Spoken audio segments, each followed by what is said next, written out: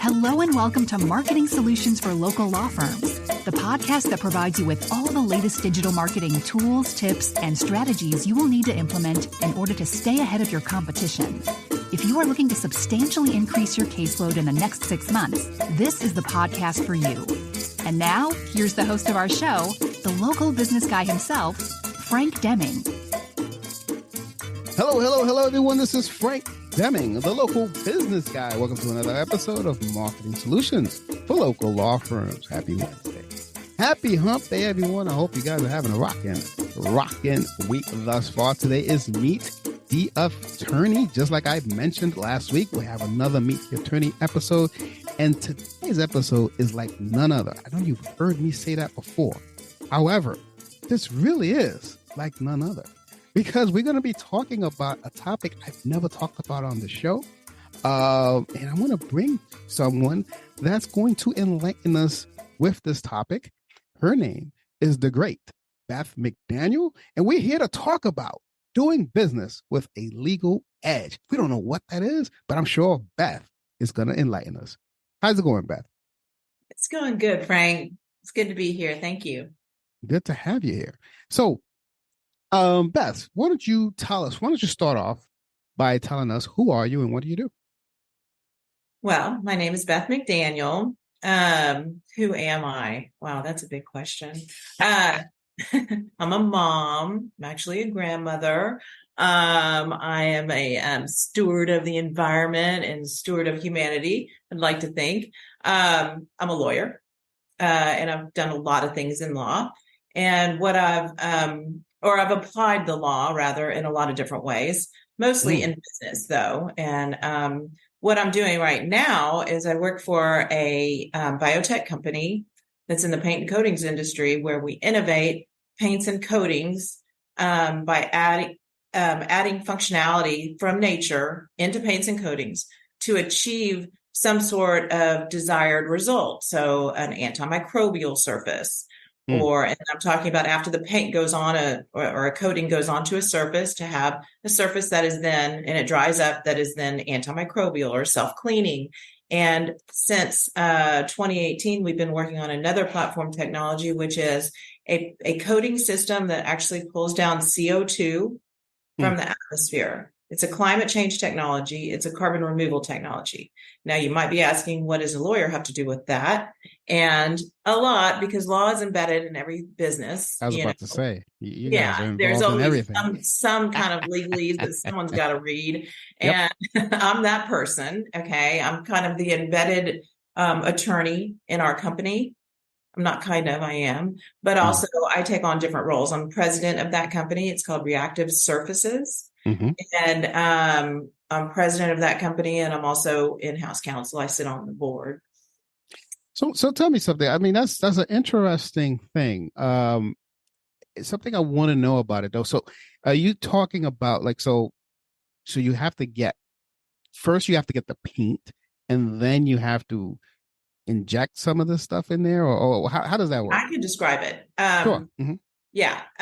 So I'm a translator of sorts for our company also, because the people that I work with are all head scientists, big time, that no, they're good at explaining it too. But we do work with a lot of scientists that have dig very deep. And so one of the roles that I take on, and that a lot of lawyers do, is just kind of the voice of the public, the voice to the public, and kind of explaining things. Okay. Anyway, having said that, what we do is nature provides a lot of functionality in the form of biomolecules, things like enzymes, peptides. They're prolific in your environment. They're all over you right now, billions of them right now. They're not hurting you at all. In fact, they're helping you do certain things. And so we wanted to find non-toxic formulations for paints and coatings that were also functional. So we can take like an enzyme, for instance, that breaks down natural greases, fats, and oils in nature.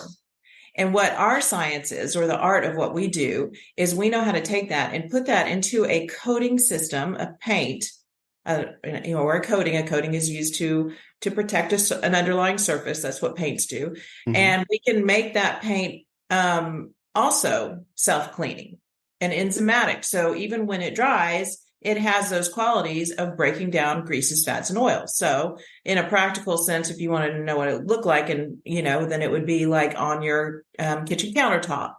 You might, if you were cooking up a bunch of vegetables and frying them and you had grease all over your countertop, and then it was breaking, then it had that enzyme in there, it would break down those fats and oils into their component parts without you doing anything. And you would just like wipe it away. It wouldn't be greasy anymore. That kind of, and it could be used in a whole bunch of different applications. So that's the most obvious one, maybe, but it could be used. We've also developed coatings for computer screens, because think of all the yucky fingerprints and all that junk that you get on your computer screen or on your cell phone. We've developed them for optics. So we use that technology, that coating technology, in a lot of different coatings across the spectrum, even sewer pipes and things that you would never think about. Sewer pipe is definitely needed. Yeah. You've heard about those fat birds that come out, right? Yeah. Wow. I'm fascinated by that. So, I'm assuming it's also good for fabric, or no? Yeah, there's all sorts of uses for the technology. The antimicrobial peptide technology is another platform technology that we have at Reactive Surfaces, and that one is more applicable to deodorizing and antimicrobial technology. Now, the difference, you'll hear about antimicrobial fabrics, for instance, and other coatings that are antimicrobial. What we add to the mix is those are usually like heavy metals, usually like nano silver or something like that. And so what we add to the mix is something that's non-toxic and naturally occurring, and that does the same thing, that can come in. Okay. So give me an example of where this is being used. I've never heard of this. So I'm a little confused. As like, where is it being used? Like, have we seen it anywhere? Sometimes you've seen it and sometimes you wouldn't know it. And sometimes I can't talk about it because it would be under an NDA. So usually we're a business to business company. So we're innovating on behalf of, let's say, a Sherwin-Williams, or someone comes to us and says, hey, we want a particular coating system that has this functionality and with these specifications. Then we work on that in our lab. And then we come up with a product that suits their needs, and we get it to the point where it's shelf ready. But we're not manufacturers of paints and coatings. So it's, then we license that technology out. And that therein lies a lot of the legal work that I do, is, drawing up these contracts and negotiating these licenses for the license of our technology and how to use it and what's required and how we support that. There's, for instance, a caulk on the market, a sealant. We've worked with sealants also, functionalizing those. Let's see, I can't even remember what they call it, because once they have it, it's theirs. Okay. And so it's a company called Sashco, and so it's like a sealant that you would use in your bathroom or something like that, and it completely will stay clean of microbes, and it's self-cleaning. Gotcha. So basically what you're saying is we're using it, we probably don't even know. It's probably we've probably used it at some point. Maybe when we didn't know. Okay, gotcha. Interesting. So if anyone's out there wondering, hey, I'm cleaning this thing and it's coming off like butter, now you know why. Well, sometimes the technologies are not adopted, not because they're not successful, but because we don't have anything to do with it at that point, So every time we've developed a functional coating, it has been successul. I mean, We're about 1,000. And so, but believe me, not every time is it adopted. Okay. And that becomes their deal, whether it becomes a budget thing or all other factors that go into whether a company is going to adopt a new technology and market it and put it on the shelves and everything that goes with that. Okay. Just out of curiosity, because I want the audience to really get to know you and how maybe you can help them, or if they have any questions about you about this technology, and just about you in general. Just curious, how did you, what led you to this? I mean, you're a lawyer and everything, and I understand this as you applied law to this, but what led you to this? Um, well, I married the scientist. I know you're looking for a more inspiring story. Okay, so I married the guy that invented it all, and he is a brilliant scientist, and we've developed this Got it. company together. Got it. And I mean, he is an innovator at heart. He's a biochemist, PhD, and he's just been innovating in this space for quite some time. Our latest innovation, I'll tell you the inspiration for that, Mhm. because he's a space nut, and he's a biochemist, and is always looking for life. This is something that is in for a long time. He was looking for life on other planets, and that was something that was really inspiring him at that time. And he did some scientific expeditions, ended up going up to the Arctic on one of these expeditions. And while he was traversing through like huge boulders and, on their way to do get some samples somewhere, close to some Arctic lake, he saw in this landscape of complete like gray everywhere, he saw this bright red. He thought it was like a geolocation paint on a rock. And so he went over there, but what he saw was not paint, it was lichen. Mm. And lichen is a combination of two different organisms, an algae and a fungus.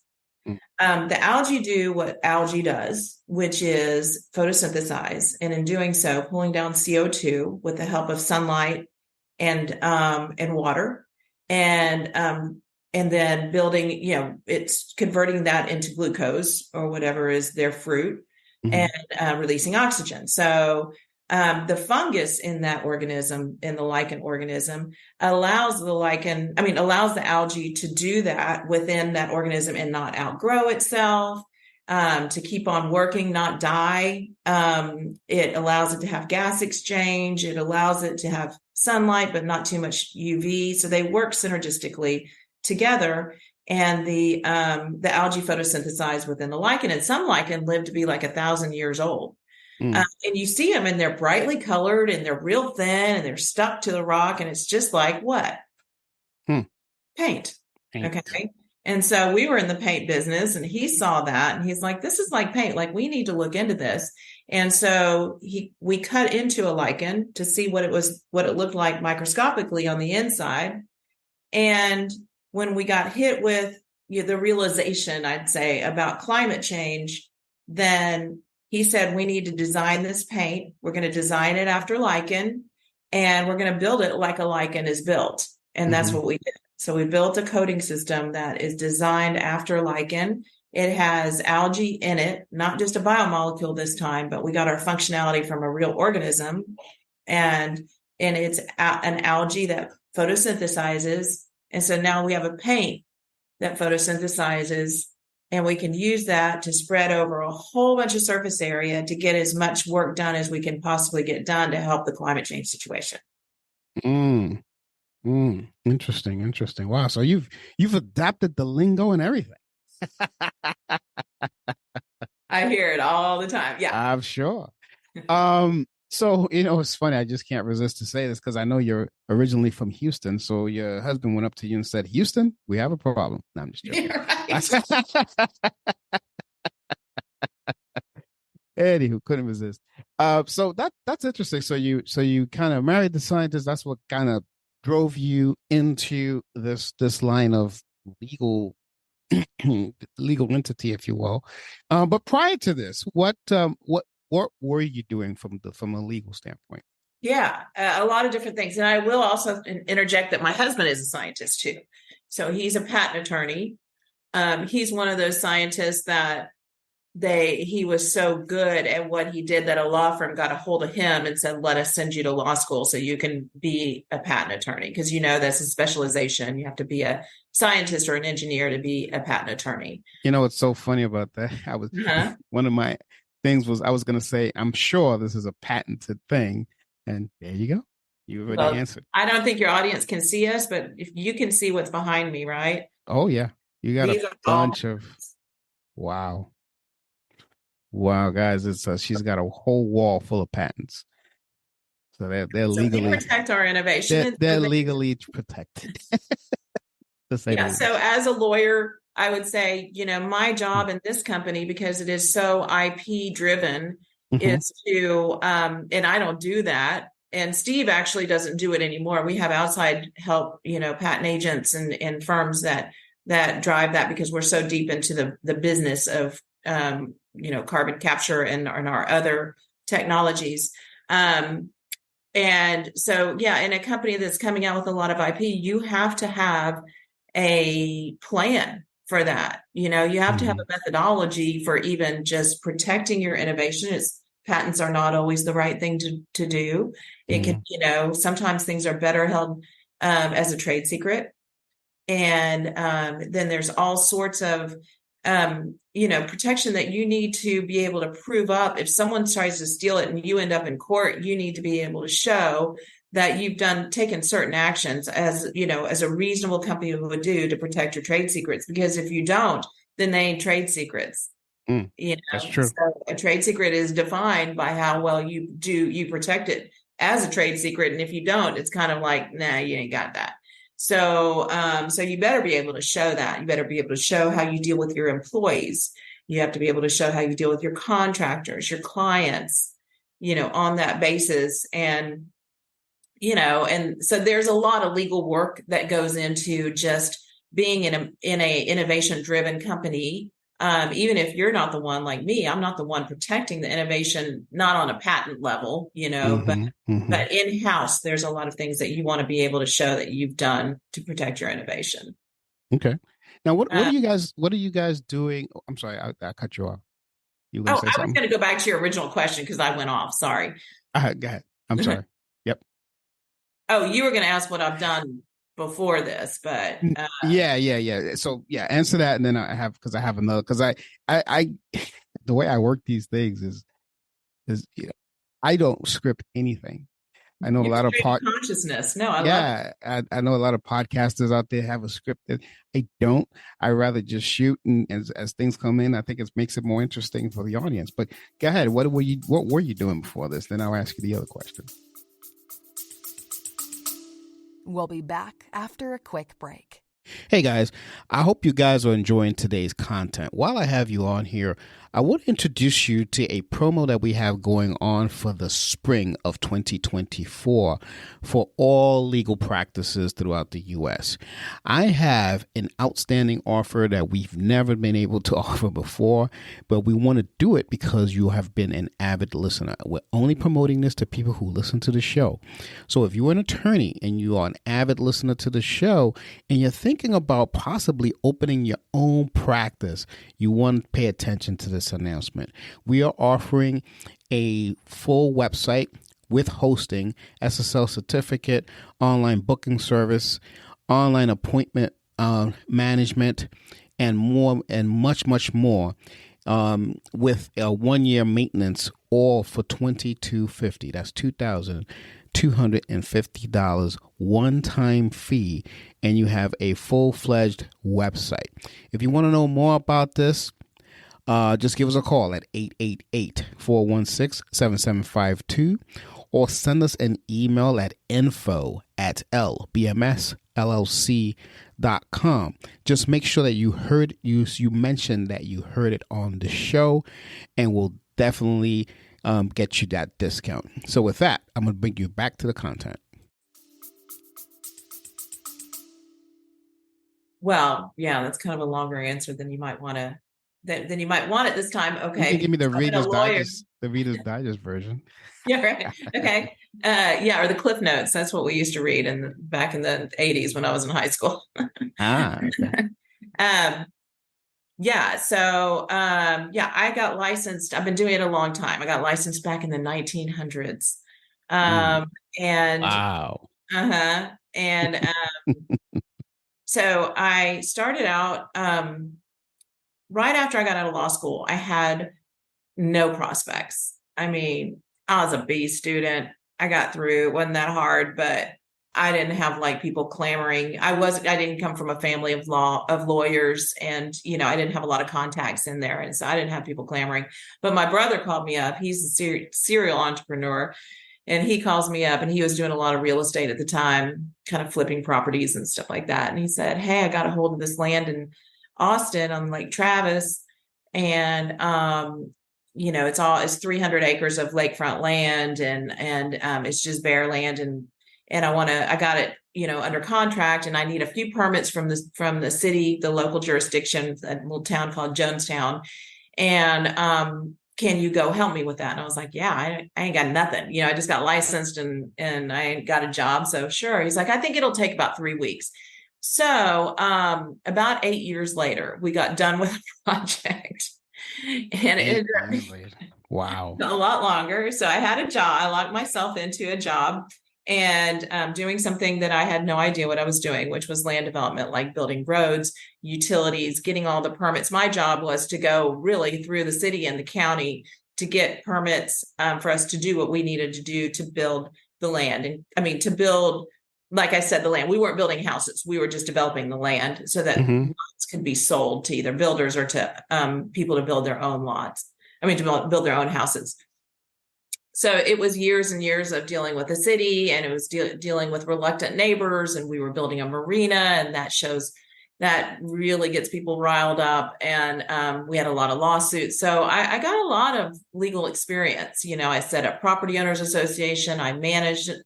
I learned how to deal with, angry property owners or otherwise. I learned how to deal with the city and stuff like that. And we had to prevail, and we prevailed ultimately on some really key lawsuits, and we ended up developing and selling out of it in like 2005. So it was a really good experience, really good. I learned some valuable nuggets about that. Was it harder in the 1900s than it is now?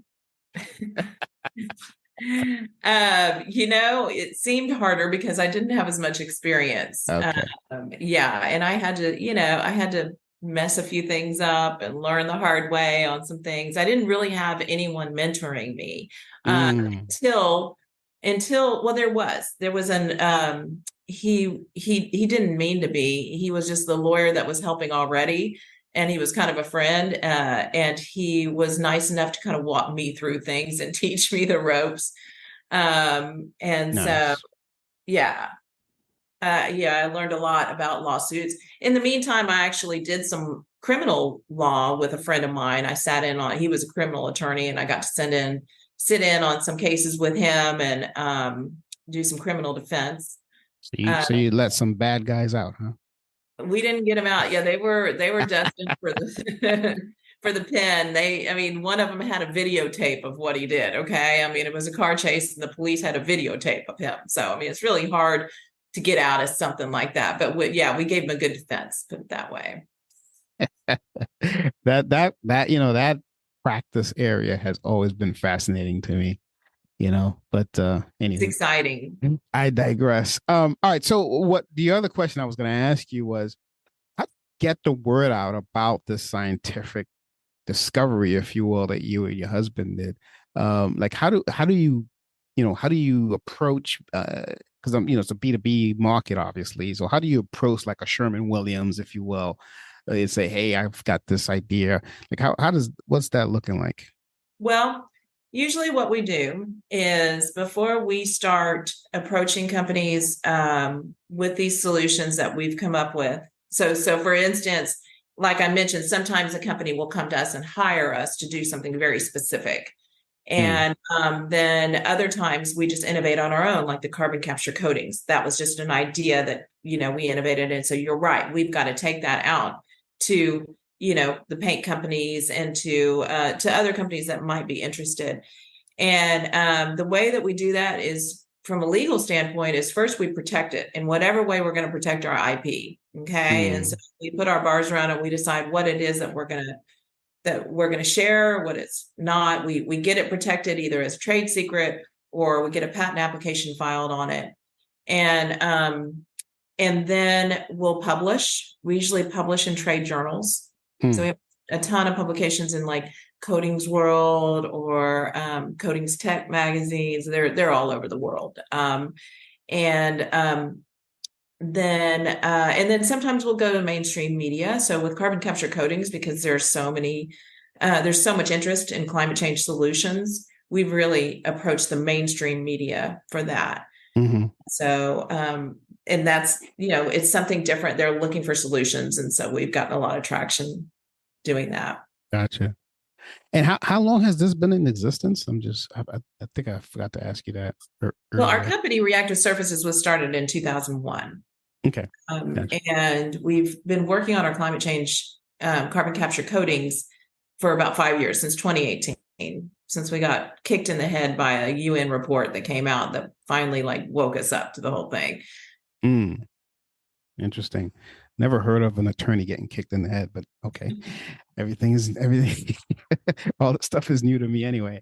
Awesome. But so you have extensive, basically an extensive background. You did some criminal defense. You've gotten into some, business law.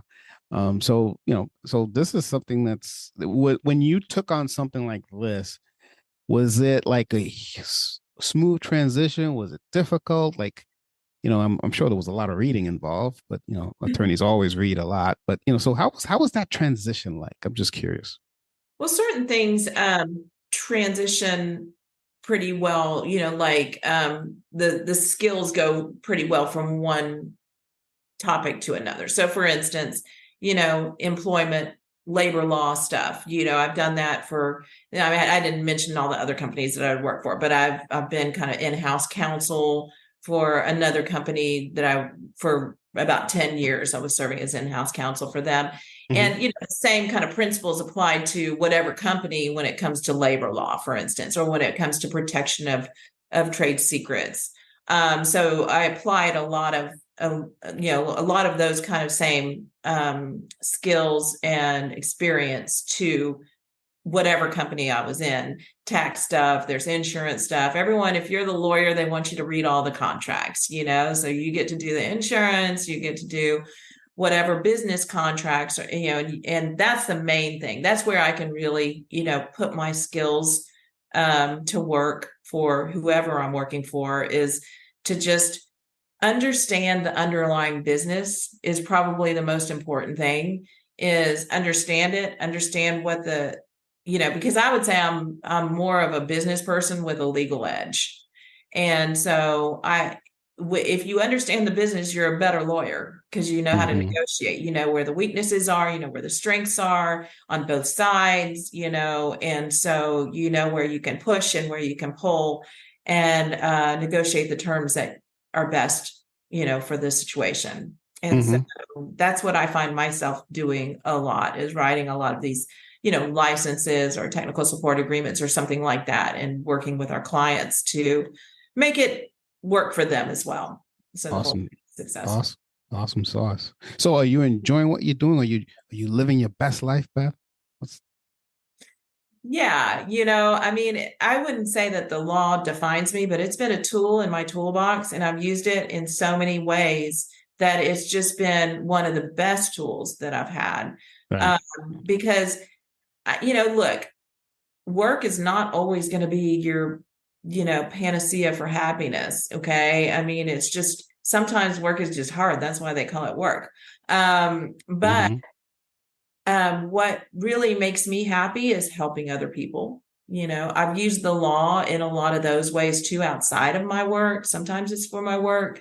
But for instance, I've done a lot of peer mediation in schools. I love teaching that to teenagers, how to mediate their own disputes. That's just voluntary, but it makes whatever I'm doing okay if I'm using that, in my, I consider that my practice too, because I care about kids.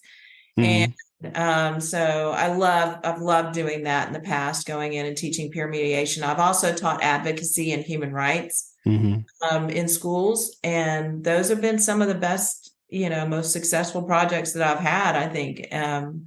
Taking kids in and going into lawmakers' offices and advocating for what we believe, and teaching about human rights and what people should expect they should have in life. So I think you can use your law practice in a lot of ways. I mean, if it's not as fulfilling in your work, some people aren't going to find that fulfillment doing contract work or suing, people or whatever on other people's behalf. You can still use those skill sets that you've learned and really go out and do something so meaningful to you, whatever that is. That makes sense. Which leads me to another question. What does Beth do for fun other than the law? I read about climate change. It's so depressing. I love it. Too. That's good. Hey, I mean, you're passionate about it. Yeah. Hey, I'm guilty of the same thing. I mean, I love what I do. I don't consider this work. I do this podcast because I really enjoy speaking to people. When I work on campaigns for my clients, I enjoy it. It doesn't seem like I work. Yeah. Sometimes when I come home and my girlfriend says, "How was your day?" I always say it was excellent. What'd you do? So I helped this client get 5 new cases or whatever, and it's like, oh, well, that sounds like you were busy. I don't know. I woke up, I did what I did, and all of a sudden I'm home. So what's going on? I mean, to me, that's how my day goes. It can be very fulfilling. I've found like a lot of satisfaction in that rhythm of just doing the same thing. And I never thought that I would be in my 50s and working as much as I do. I mean, I work, more than 40 hours probably a week just because I'm in it all the time. At home, I'm in it, and we're just always talking about it and doing things that we would do at work. And then I love being, a mom. My kids are grown, but all that goes with that. Yeah. I don't know, travel. So how is it working with your spouse? I mean, you guys are basically in the same thing. I mean, I'm just kind of curious about that too. That's a different dynamic as well. Yeah. I mean, there are good things and there are a few not as good things. Like, there's great things about it is because it's like our other baby. I mean, it keeps things, we're always talking about our stuff, there's never nothing to talk about between, your regular stuff that you talk about, family, politics, and then your work. But we're always talking about this. And so that's great. And I think we fill each other's gaps, kind of like Steve, my husband, is very, very much a scientist, very driven in that way. He's very future driven, and I keep on using that word. Sorry. He's just very, methodical, maybe. Yeah, kind of. And in a way that I'm not, I'm very present and I'm more of a social butterfly than he is, and so that kind of makes up for him, and then he keeps me going in a path, and keeps me honest about where we're going on things, and so we enhance each other, I think, in our business, and we have completely different roles. Like, I'm the president, which is charged with really making money and keeping things going, and he's head of innovation and the CEO. And that's just a different role. And he works directly with our labs. And, so he's guiding that innovation a lot. He knows better than to get mad at me if I screw up, and same with me. I mean, you just kind of have to accept it. We're all going to screw up, and getting mad about it is not gonna, we just need to help each other out. It's a human thing. Yeah. And it's not going to work when you go home with it. So he got mad at me one time and I said, "I'll quit." And he was like, "Okay, I won't ever get mad again." Awesome. What is the website, Beth? What's the website people could check out this technology? Oh, sure. It's reactivesurfaces.com. And that's not services, but surfaces, like the surface of a table. I will put a link to the to that website in the show notes so people can check it out. Also, with your permission, I would love to put your LinkedIn on there. I know you and I are connected on LinkedIn, but if someone else wants to reach out and know more a little bit about this technology, if that's okay with you, I'd love to put your LinkedIn information on there as well. Yeah, thank you. Awesome sauce. Now, I know you're a very busy woman, Beth, but I just want to ask you one thing before I'll let you go. Is there anything that I did not ask you that you think would benefit the audience? Well, I think you asked a lot of great questions. I would finish off by saying, just having been through like different legal chapters of my life where I applied my skills in different ways, I would just say, use what you got, because you got a lot. And if you're not using it in the way that you really want to, find a way. If you care about climate change or something like that, then find a way to get involved, and apply your skills, because we need all the help we can get, in some of these big existential issues. Yeah. What I kind of lied. That was not the last question. I do have one more question, if you don't mind.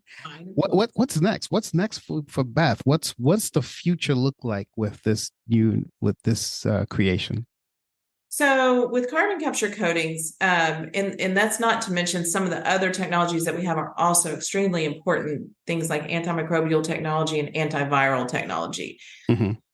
But right now, with regard to carbon capture coatings, it's very important. We have certain deadlines to meet, or they call these tipping points, where the climate will get, the global warming will get bad enough that we'll go past a tipping point, which we're going to go past apparently in 2027. We're going to reach a tipping point of 1.5 degrees over pre-industrial levels of increase in temperature. We're at about 1.1. They say that we'll drop back down, but what that causes, these tipping points, are places where things might start dying, like breeds of animals, and definitely coral reefs in the ocean are going to start, and things like that. So they're important to all of us, if you think of the implications, and we're on a trajectory that we need to slow this train down, because we're going to derail. Okay. And so what we're trying to do is build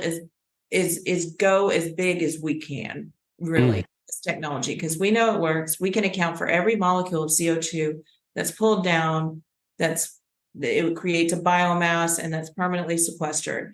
So we know we can account for it scientifically. It's not the only technology that we need. We need a whole bunch of technologies. So all the competition is welcome, and we support you, but we need to support carbon removal technologies. And so that is our goal right now. Okay. Well, I'm glad I asked that question, because that's it. I mean, I did not know we were so close to the tipping point.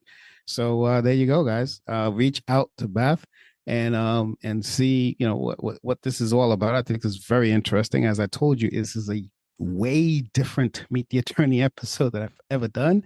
I am so happy that I did find you on LinkedIn, and we were able to distribute this throughout this platform. So with that, I am going to put an end to this episode. This has been Frank Deming, the local business guy, and you've just been blessed by the great Beth McDaniel. Take care, everyone. Until next week. Peace out.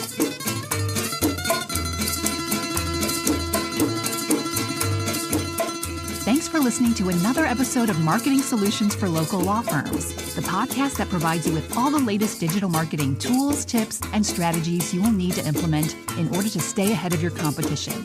If you would like to know more about the topic we discussed on the show today, reach out to Frank and his team at 888-416-7752 and schedule a discovery call with one of the marketing consultants. If you'd like to be a guest on our show, send an email to podcast@lbmsllc.com and we will put you on the schedule. With that being said, until next week, make it a successful digital marketing day. Peace out.